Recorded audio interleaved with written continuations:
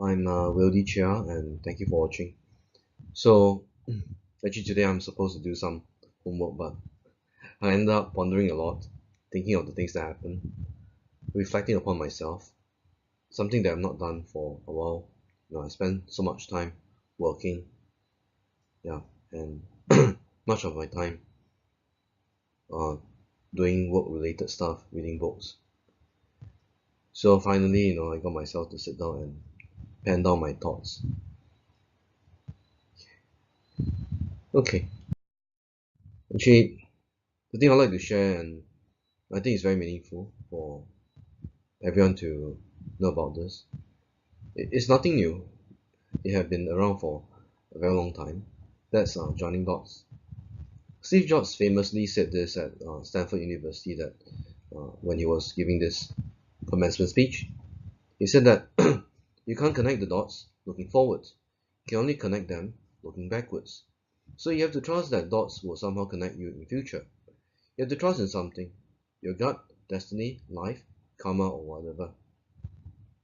It was a memorable quote from Jobs, and indeed, sometimes I look at the dots that that were formed in my past. When I start to connect them, it made a lot of sense.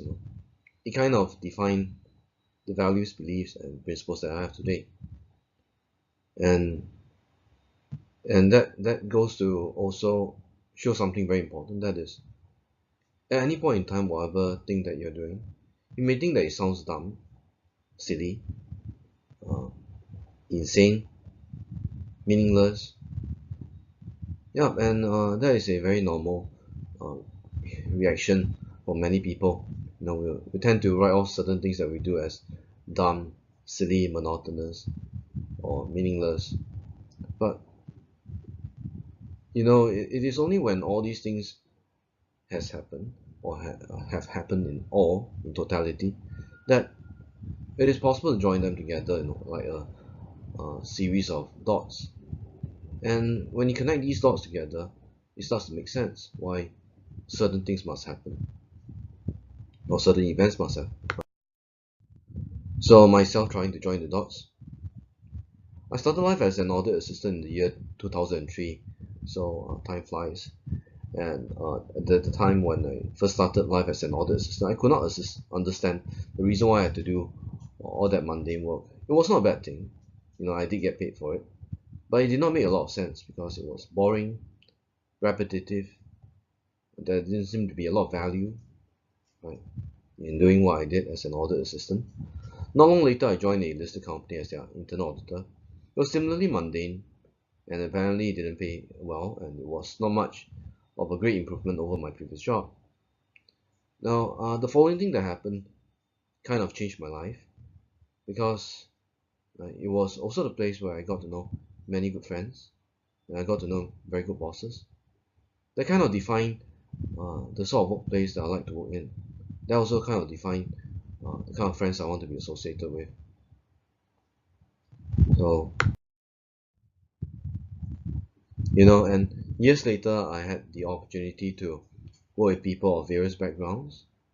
And that was when, I realized that the experiences I had as an audit assistant, as an internal auditor, started to make sense because it taught me about, how different, how to deal with different kinds of people, right?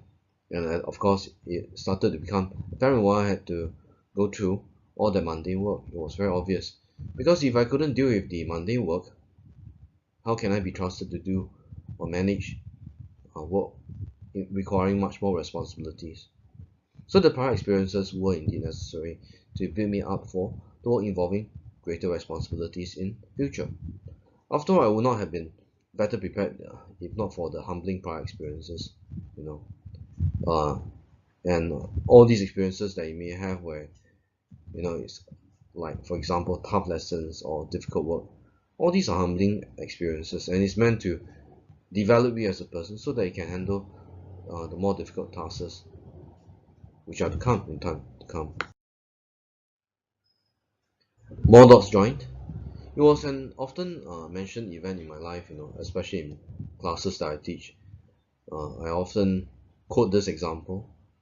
about this failed business venture that I was involved in.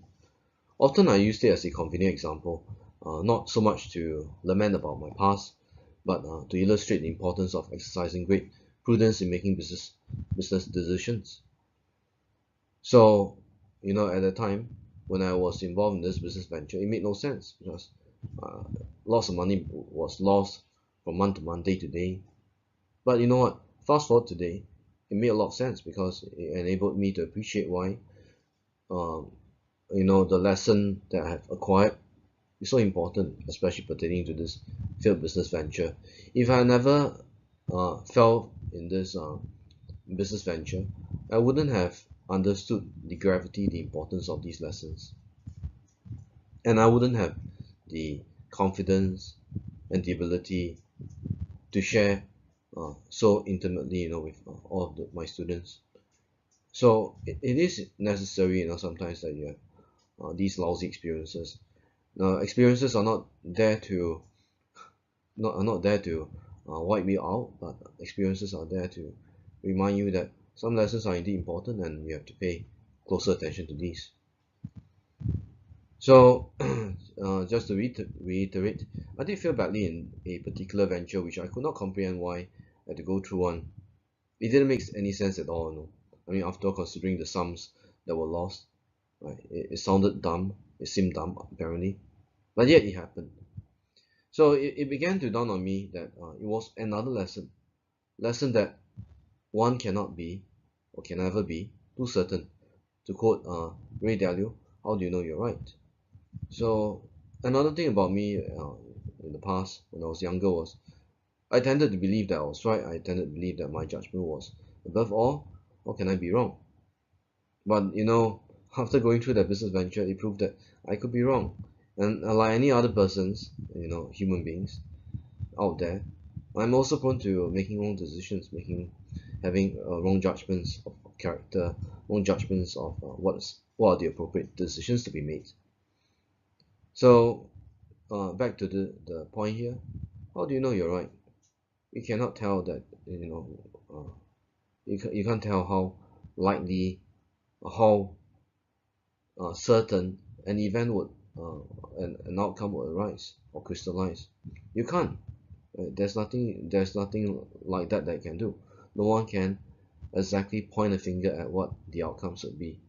So, because of the field venture, it taught me a lesson that today I have to know and bear in mind that, for those lessons with this field venture, I wouldn't have appreciated why, failing is important, and not forgetting failing sooner rather than later. Right? Had I failed later on, it would have been very difficult to pick myself up. Some lessons are necessary, and in fact, why they happen early in your life is because they're meant to build you up so that you wouldn't have to go through similar but more expensive mistakes later on. Final thoughts. Now, experiences have a lot to offer as a teacher and mentor, right?